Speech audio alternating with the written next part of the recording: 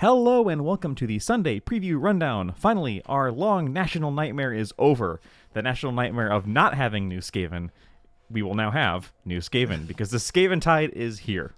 Skaventide approacheth. Now, we talked about this last week. If you were a clever boy and looked in the lore article that no one else reads, specifically the battle for, what was it, Harcuron? No, it's Hell something. Oh, Hell's Pan. Whatever. It doesn't matter. It's the thing they always do with new editions now. Yeah. They announced that it was going to go up for pre-order on the 29th of Saturday. 29th of Saturday. 29th of June, which is this coming Saturday. And here's another full look at the box art. We have spoken at great length about how excited we are for this release. How awesome all of these models are and how cool this edition's looking. And yeah. Literally all of the Skaven I love. Most of the Stormcast I also love. Mm-hmm. Yeah, there's only one model in this whole box that I don't absolutely love. Well, I mean, I guess the line infantry is fine. Just it's line infantry. It's good. But the one guy with not the blindfold on, but the other one who looks kind of ragged. I don't remember which one it is. He's the Reclusian's little assistant. Yeah. No. Yes. Yeah. That one. The normal human. I guess. Yeah. The boring guy. That's why. That makes sense. Here's a pre-order chart. For those of you who are United States, which 99.9% of our audience is, this will go live at 1 p.m. Eastern or 10 a.m. Pacific. Yeah, which is their normal pre-order time. So. Yep. So usual stuff this week. There's going to be a queue. Yep. Limit of 1 copy of Skaventide per customer. This is strictly available while stocks last. Yep. I don't think they're going to do another reprint run like they did for Indomitus. Probably not. The question is, did they overproduce this like they did Dominion? So yeah, there's three previous we have 3 precedents here. Yes. We have Indomitus, which they did not print enough of and they had to reprint. Mm-hmm. They have Dominion, which they printed way too much of, and we still have some on the shelf 3 years later. They were handing them out at Adepticon. And then they have Leviathan, which was like the perfect mix where it didn't sell out but is still a good box and is still out. Leviathan did sell out online the initial run. Yes. But they did kind of add more later, and you were usually able to get one from your local stockist or an online store somewhere. Right. There wasn't the price gouging thing like there was after Indominus before they announced the reprint, the re-reprint. So the question is, since this is Sigmar, correct, rather than 40K, did they overproduce? Yes. I don't think they underproduced. I wouldn't think they did. Last time with Dominion, they overproduced, but they made that everyone else's problem. That's true. They kind of fobbed that off on gaming stores, and that's why there's so many of them cheap out there. Yeah. They sold all of their stock that they needed to sell. Yep. So the question is, are they going to do that again and try the same shenanigans, or did they actually make an okay amount? I hope they made an okay amount. I really hope they don't bungle this in either way. I don't want there to be a limited amount, but I don't want them to do the Dominion thing where it's like, please buy this. Please, for the love of God, buy this. When was Dominion the thing that they finally put on sale? Yes. Yeah, where nothing ever goes on sale on their website, and then it was like Dominion and 2 other boxes that were like, okay, it's 20% off. Please. Now, I will say that I think Skaven, I'm a little biased, of course, because I am obviously far more hyped for Skaven than I was for Cruel Boys. Well, yeah. But I think Skaven in general have a longer history of being something that people care about. I agree. Than Cruel Boys. So I think that, in general, I think there will be more demand for this. Yeah. I think rather than... So, with Cruel Boys, they whole cloth made up a new tribe of orcs. Rather than with Skaven, it is one of the longest standing armies, one of the OG Warhammer fantasy battles. The most original thing in Warhammer, I would say. The most original thing in Warhammer, and highly, highly loved. Highly loved. They've got 2 video games that people love playing for these things. I will also say that they made Cruel Boys as a new whole cloth orc faction, and they're very un-orc. Yeah. For Warhammer. Yeah. People said they feel like orcs from other fantasy properties. Yeah. Ironically, they were something new for Warhammer, but kind of old hat.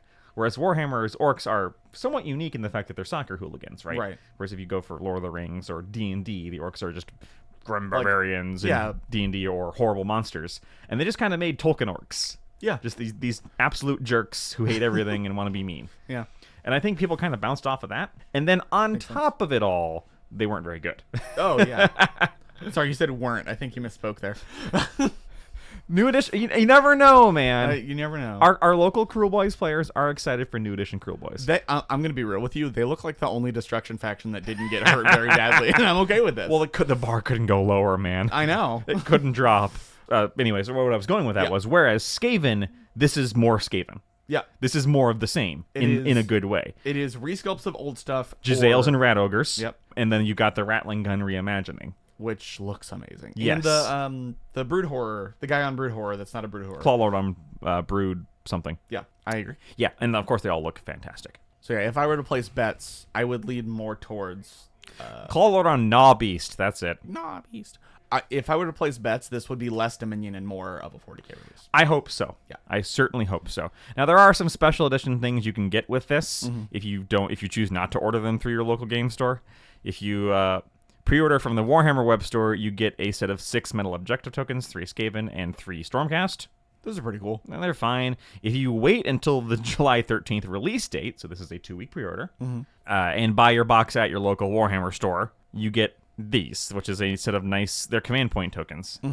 I have never felt the need for command point tokens. Me either. Because I've always just used like a spin down dice or something. Yeah. That being said, these are very nice. As usual, I'm annoyed that they try and do the thing of please buy from us and not your local gaming store. Yeah, they're kind of screwing it over. I'm biased, of course, having because I care about my local gaming store.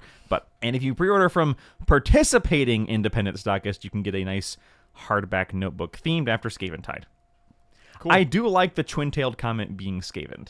Yeah, that is pretty cool. It is also reminiscent of the plot twist of the Total War Warhammer 2 game, where a Skaven gets into a rocket ship and fools everyone into thinking that there's a twin-tailed comet. Oh, nice. That is not a joke. That is what happened. It's amazing. That's pretty sick. So I appreciate the thought. I appreciate the effort, but it being just a blank notebook is definitely like... What's cooler, this or these? Or things that are actually useful. Yeah. So yeah, I'm not a fan of that. Like even for when Leviathan came out, it was like objective markers and a mat and deployment zone markers. Yes. Do deployment zone markers again. Not something I could pick up at Barnes & Noble for $4. Yeah. That's just me. Speaking of picking up at Barnes & Noble for $4. Hey! Oh! The requisite What the Heck is Going On book. Yeah. Now, my problem with this is that it's from the perspective of the Stormcasts. Yeah, that is this the problem. should be about the glorious Skaventide Revolution. There needs to be more books, i.e. any books, from Skaven's. The ones that do exist are very good. Yeah. They're just very rare, and there aren't many, if any, set in Mortal Realms yet. Oh, yeah.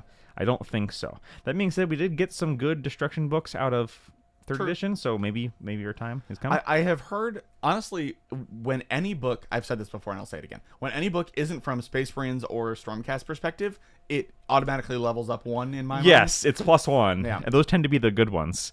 I want to see a book about Thankful and what he's been doing in his... That would be sweet. I managed to survive. Yeah, being one of the only ones to survive the explosion of the world. We've got a half dozen books about the only other guy to survive the explosion, Gotrek. Yeah. I want to see what Thankful's been doing. True. Honestly, I just want it to be a Skaven version of the Gotrek books.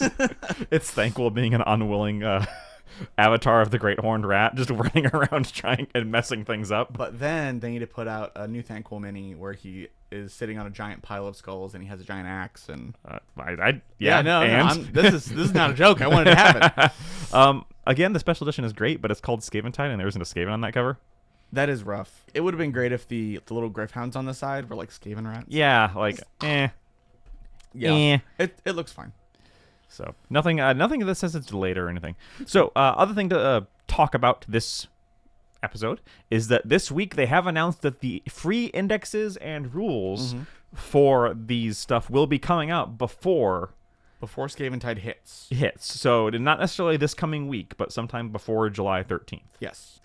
Which is exciting. I think they did something similar with when Leviathan came out. Yeah, they put out Space Marines and Tyranids before everyone else because that's what came in the box. Space Marines and Tyranids on the Monday before it came out, and then I almost said Inquisition. Imperial, and then Chaos, and then whatever. Yeah. So yeah, I'm assuming they're going to do something similar where it's like on Monday is going to be the stuff in the box, and then Tuesday is going to be the rest of the order and that kind of thing. Yeah. So yes, I'm super hyped to get those rules. rubbing my hands together. I just want to know what size all my Skaven stuff is on, so I don't have to rebase it, or if I do, I can get it done. I did think about that earlier. They have that document that lists all of the base sizes. I want them to update that That bad. has not been updated in like 42 years. I don't think it was updated in 3rd edition. No, it was not. That document is, they don't actually care. And that's it for this week. Obviously, we are super excited. Check your friendly local gaming store to see if you can get a copy of this. Yeah, unless you really want those objectives. They'll be on eBay. Yeah. Or get one from your local game store and then one from Warhammer. There you go. Because, hey, everyone knows that people want multiples of these, right? I mean, I definitely do. Sell the core book to somebody who's not going to get one of these factions. There you go. And yeah, if you're not buying one of these factions, check eBay for those core books, because there's going to be a lot of folks who have doubles, and I'm going to be willing to bet those core books are not going to be more than $40-$50 at most. They're probably going to be cheaper than the actual core book will be when it launches. Yep, I agree. So, speaking of when it launches, until then, we'll see you next time. Bye-bye.